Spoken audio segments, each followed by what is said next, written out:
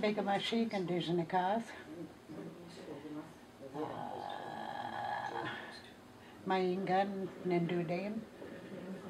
Gawababi Ganika Nuindibayan. I said my spirit name is, I don't know how to interpret it. It's like the little tornadoes that you see. You know, like the snow and the leaves and the sand.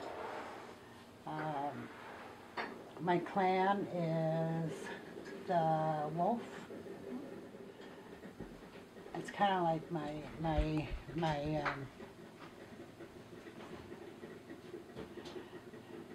my passageway to the Creator is the wolf will help me. I come from White Earth, the land of white clay. MaryFavorite is my English name. I grew up in Pine Point, Minnesota. Well, I moved there when I was about 13, I think. When I was I was born in White Earth here at the hospital, and when I was a baby, my mom didn't take me home right away because I don't know, that I was sick or something. My dad inherited my grandmother's farm, and so he was raising animals and stuff like that, and he had a big wheat field or whatever, corn. And when I was about 2, you know, his siblings, they all stepped forward and they said, you know, we want you to sell it now because we want our share. And so they kept on my dad, and my dad finally just said, you know, take it, and left. And moved the family, and we moved to my mother's family in Cass Lake, and I was just learning how to talk when we got there, and so the Ojibwe language is my first language, and I didn't know how to talk English until I went to school, and I went to a little school. It was a one-room schoolhouse called Man School, and the first day that I went,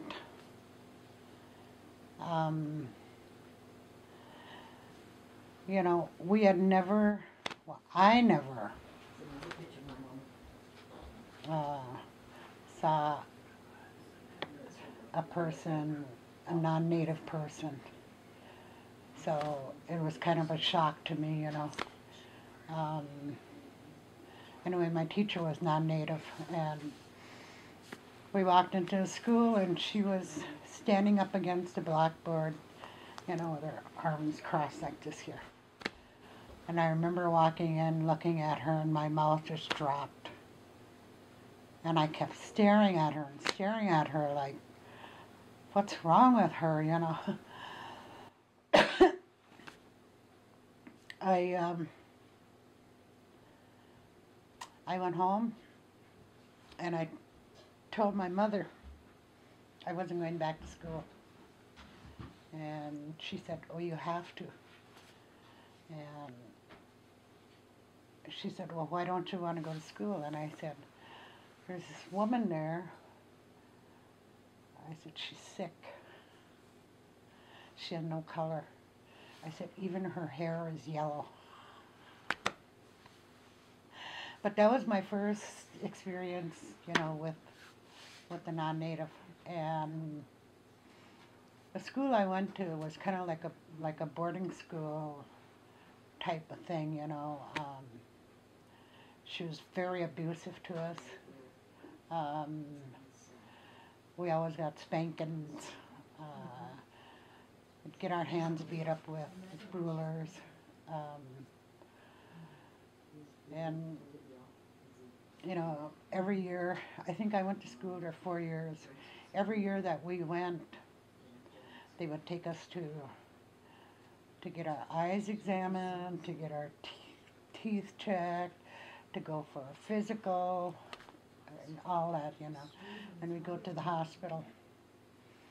And each trip was separate because, you know, there was like 30 of us in this school.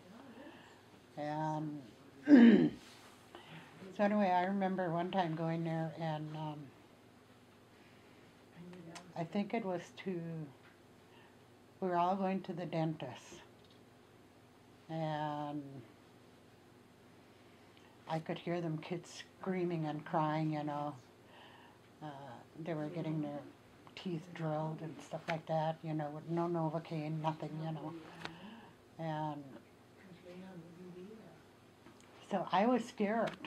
And so by the time they came to get me, you know, I was already afraid, you know, and I started to cry right away. So they took me in and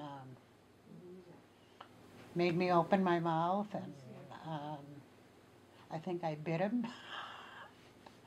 And he said I had some cavities. I had, I think, about 3 or 4 cavities, and he was going to drill them out, you know. So he started to drill, and one of my teeth, he hit the nerve, and I just, you know, went through the ceiling. And I started crying. And fighting, you know, and anyway, he slapped me. And, you know, so that's the kind of abuse that we had, you know, and, but, you know, I continued to go to school there until I was 4, or in 4th grade. Then we moved back to White Earth again, my dad's village. And I went to school in Pine Point. I remember first coming into Pine Point, it was kind of like a cultural shock to me, because, you know, where we lived, I mean, there was just our house, nobody else around, you know. And anyway, when we moved to Pine Point, you know, I remember looking and seeing all these different little shacks, you know, and I was thinking, wow, this is a big city, you know. And, but anyway, I went to school there, and, you know, some of my relatives, you know, they used to poke fun at us because we came from the woods, is what they called us, you know. Go back to the woods. And I went to Park Roberts High School. When I was going to school there, we suffered abuse again, you know. I always said Little Rock had nothing over on the kids in Pine Point, or kids in Park Rapids. Our bus would pull in and they would all stand in line, and they would, you know, give the war whoop and dance and, you know, stuff like that. And some of us got punched, some of us got pushed. Very abusive to us. And, you know, it turns out, when I became 16, I thought, you know, I ain't taking this abuse, you know, I'm done. So I quit school. I went back to school when I was living in St. Paul. I went back to high school, and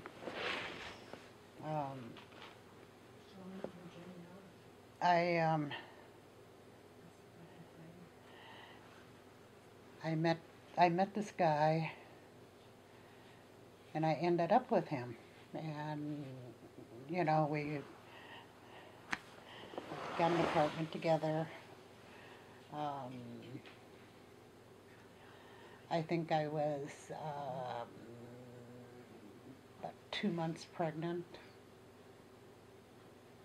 and he left, up and left me, you know, So I came home, stayed with my mom and dad, and fought to get back into high school. And I got back into high school. I had to take, I think I quit school when I was in 10th grade. And so I had to take my 10th, 11th, and 12th grade in 1 year. And I did it, and I graduated.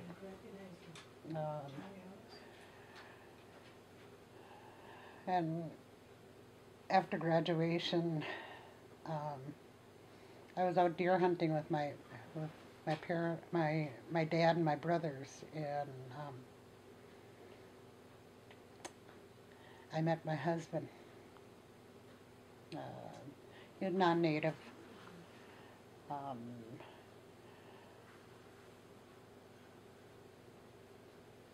I tried to fit into a world that I didn't belong in. There was too many cultural differences. His family was,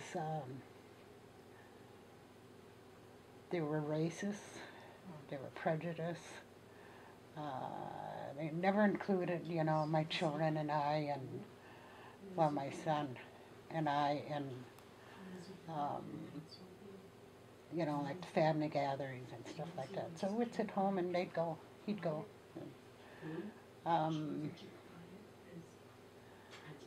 Anyway, him and I, we ended up getting a divorce.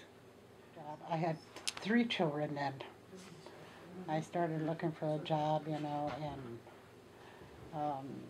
anyway, he came forward and he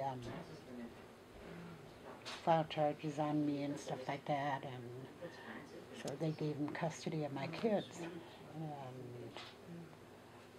so I lost my kids, and I used to go and visit my kids in a parking lot, church parking lot, and anyway, I couldn't get my kids back. Every time I went before the judge, the judge said, I don't want to see you until 2 years from now, or I don't want to see you until a year from now, or whatever, So, anyway, 5 years went by before I was able to get my kids back. And I had a brand new baby at the time, and my baby was now 5. So I missed out on all of that, And